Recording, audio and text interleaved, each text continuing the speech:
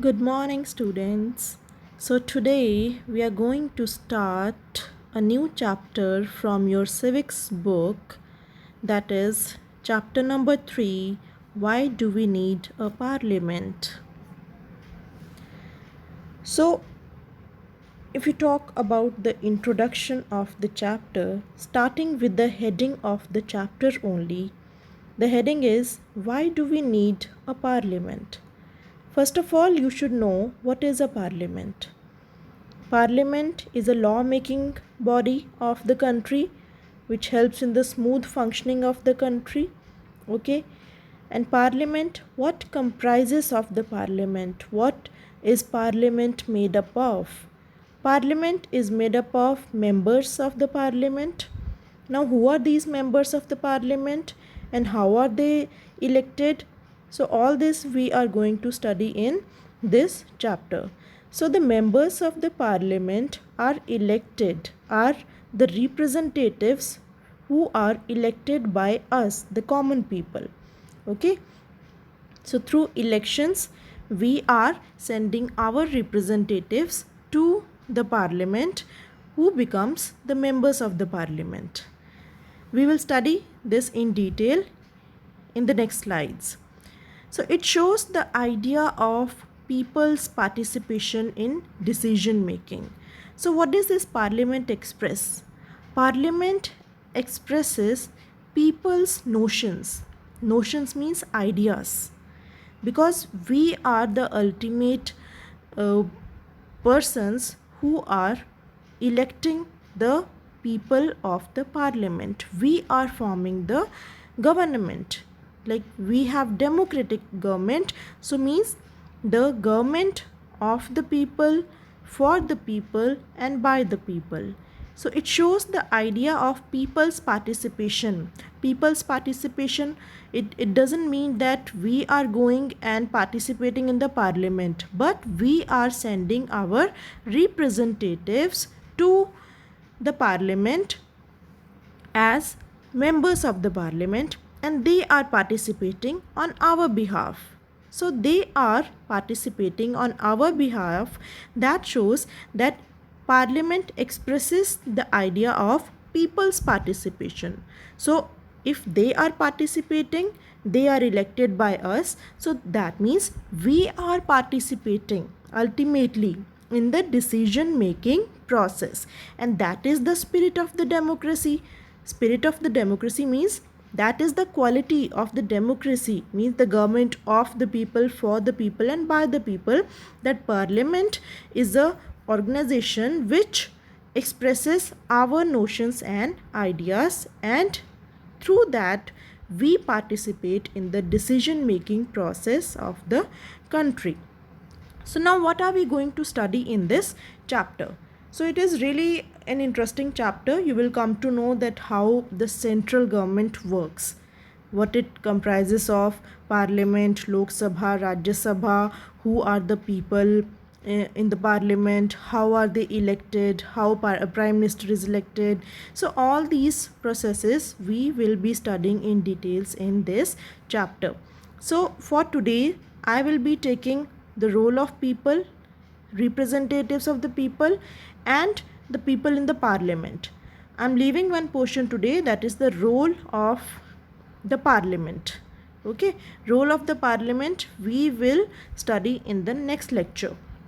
So today we are going to study only three topics, that is role of people and their participation. Why should they decide? Why should we decide? Why should people decide in the forming of the government? Then representatives of the people, who are representatives and how they are formed, and then who are the people in the parliament. So these three topics we are going to study today. First topic we are going to study is why should people decide? Means why people should be empowered, why people should decide that what kind of government should come, and why they should decide, from where this idea came. Okay, so India, and you know about Indian national movement, okay, the freedom struggle, and in that nationalists were there, freedom fighters were there, and they were there and they cherished the ideas. Which ideas they cherish? They thought that learning from the past experiences and inspirations with the ideas such as freedom, equality, and participation in decision making. So, from where these ideas came, you know that long before India was under the British rule and the East India Company came and they ruled India for a long period of time. So, at that time also, the people of India, they were not given freedom, they were not given equality, and they were not allowed to participate in decision making. So from there only, means we have seen that situation of that time. We got independence in 1947 and the first revolt was started in 1857. So the first revolt started in 1857 and we got independence in 1947, means 90 years of struggle. We have struggled for 90 years. India has struggled for 90 years to get complete independence, and in that 90 years the people have learned so many things, so many ideas. So many ideas evolved in their minds, that what does freedom means, what does equality mean, and they should also participate in the decision making. So that during the time of Indian national movement, continuously nationalists, freedom fighters, they learned from the experiences and inspirations with the ideas such as freedom. They used to see that the British people were free to move anywhere, so they were having freedom that time. Equality, they were having equality, means in between their community they all were equal with each other. And participation in decision making, they were only participating in the decision making of the country, though the country belonged to them, but they were not allowed to roam freely, they were not given equality, and they were not allowed to participate in decision making. So when somebody is restricted from these things, that person knows the value of that ideas like freedom, equality, and participation in decision making. So these ideas were really important, and we experienced these ideas when India was under the British rule. So that time the India has faced hard times, and they have seen that harsh situations, and from that these ideas emerged. Okay, and after that Indian National Congress demanded for the elected members in the legislature far back in 1885. So you know about Indian National Congress, that today the party which is known as Congress. Okay, so that is their roots are far behind, far back in 1885. So in 1885 this Indian National Congress has been formed, and that time they had demanded for the elected members in the legislature means the lawmaking body. So lawmaking body, so they demanded that in the legislature, in the lawmaking bodies, the members should be elected. The members should not be directly important. What these British people were doing, they were bringing the people from their country and they were just appointing the peoples on the higher post for making the laws in the legislature.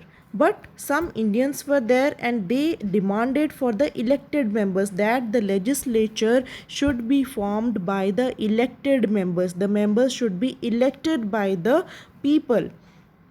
And they demanded in 1885, they started demanding this right. And in 1909, Government of India Act came. So you know that British people, they used to introduce new policies and laws time and again. So this was also one of the act which was introduced by the British people only. But in this act, some elected representation was allowed. Okay, so after having the struggle for this demand for this voting right, which started from 1885, so in 1909 some elected representation was allowed. So Government of India Act came in 1909. In this act, some elected representation, means still That time also not all the people were given the voting rights, only some people were given the voting rights, like maybe some student union leader is there, any trade union leader is there, so only some special leader persons were given the voting rights, not all. And after that, but after independence, we got independence in 1947. So after independence, there was no doubt left on the issue of giving voting to all.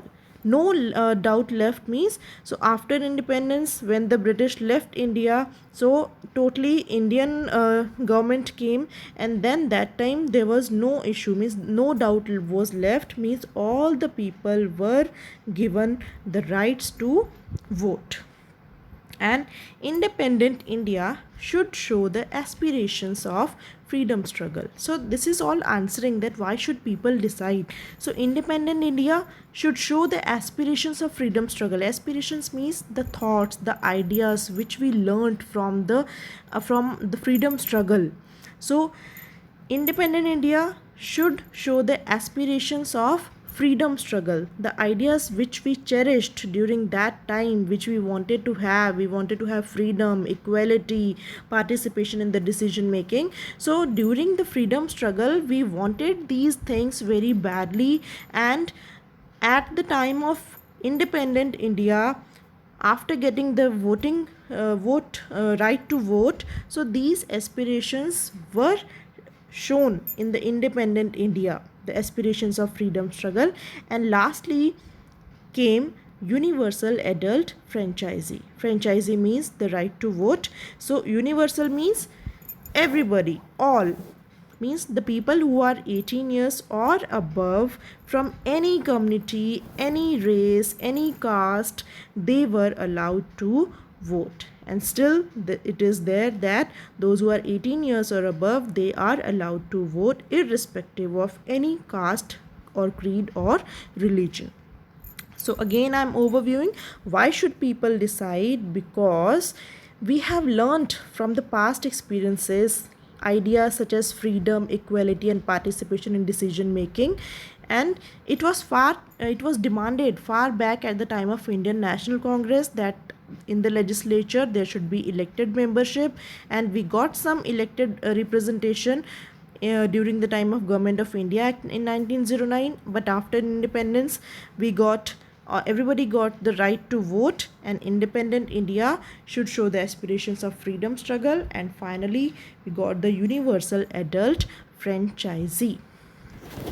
Now that we have read that why should people decide, so that's fine, we agree that people should decide what kind of government should come and all, but how do they decide, and who are the people whom they send to the parliament? So see, it is not possible for all of the Indian population to go to the parliament now. So you can suppose, you can imagine what the situation will be if all the people of India will go to Delhi to participate in the parliament. So that is not possible at the practical front.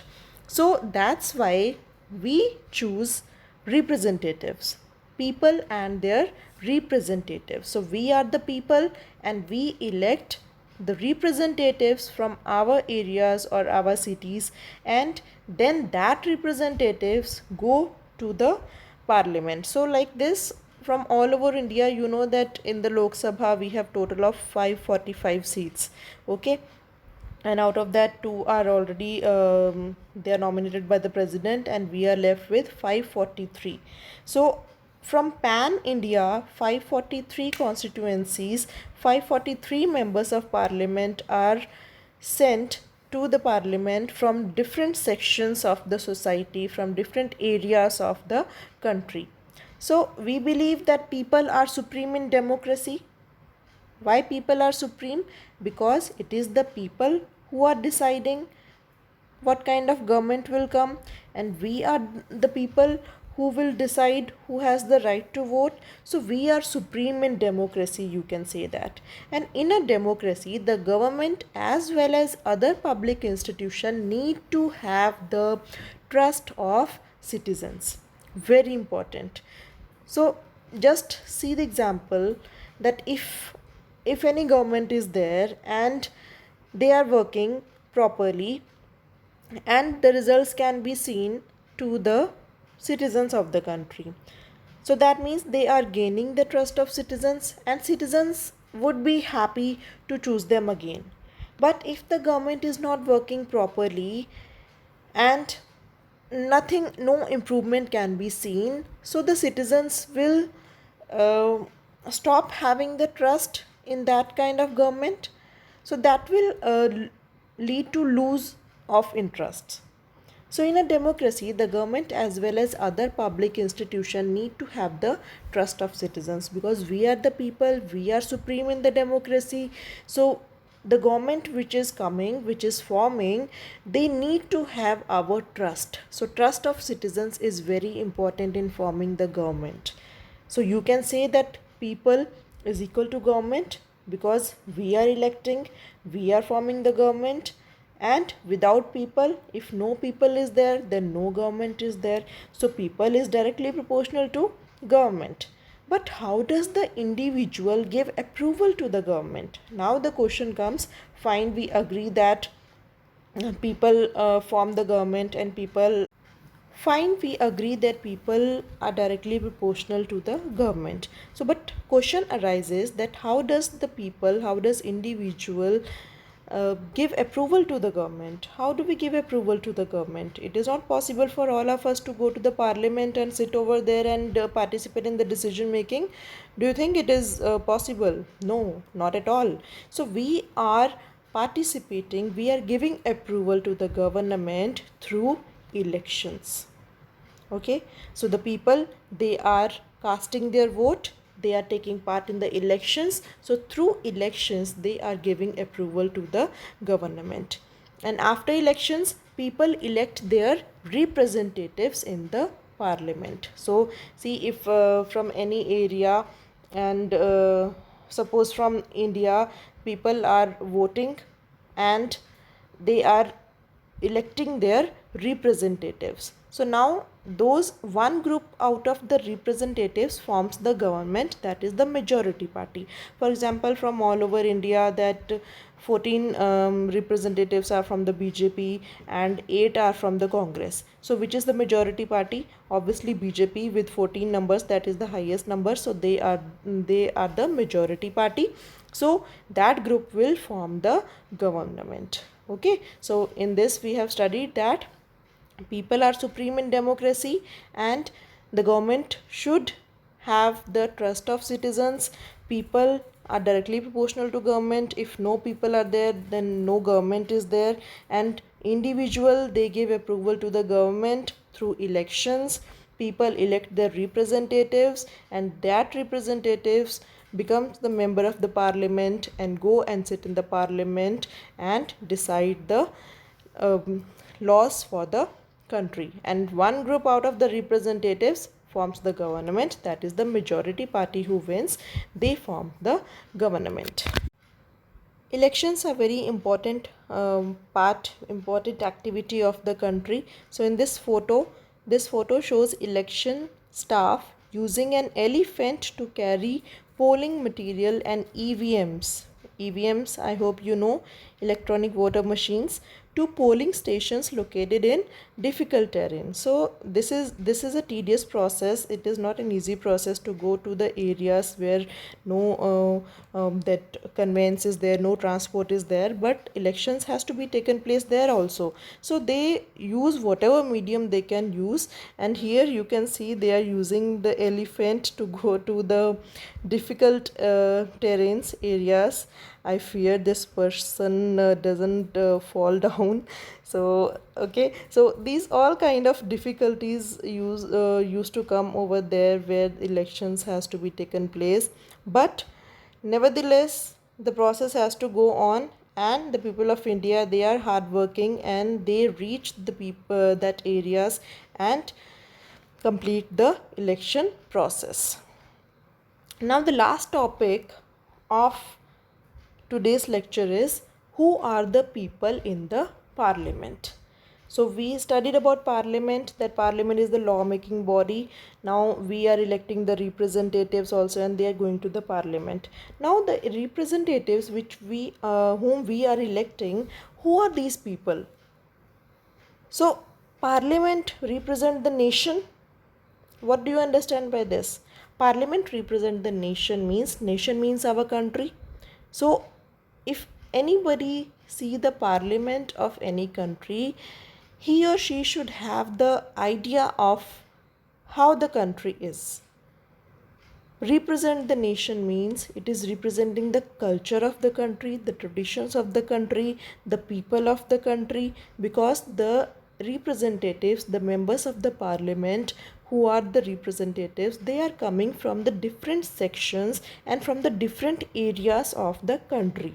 So they are representing their cultures, their traditions, so that you can say that parliament represent the nation, parliament represent the country, and parliament from various background participate in the parliament.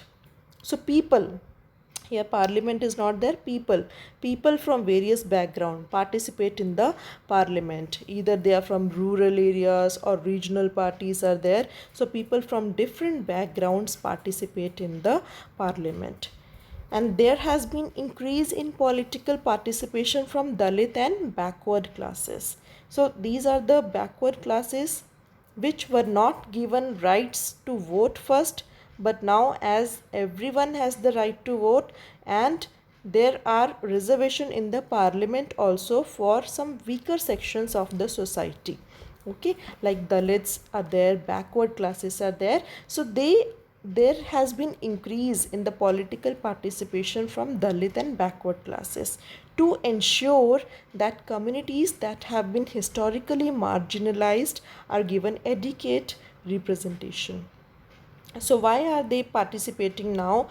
Because there has to be adequate representation from all the sections of the society. Earlier these communities, they were historically marginalized means they were kept aside, they were not allowed to participate in these kind of activities, but now they are also participating in the parliament and giving their ideas. So reservation of seats in parliament for SCs and STs also. So there is some reservation of seats in the parliament for scheduled castes and scheduled tribes. Similarly, so now we saw that there are people from the different sections of the society, from the backward classes also, but there is one more important part of the society which has to be in the parliament, that is the woman.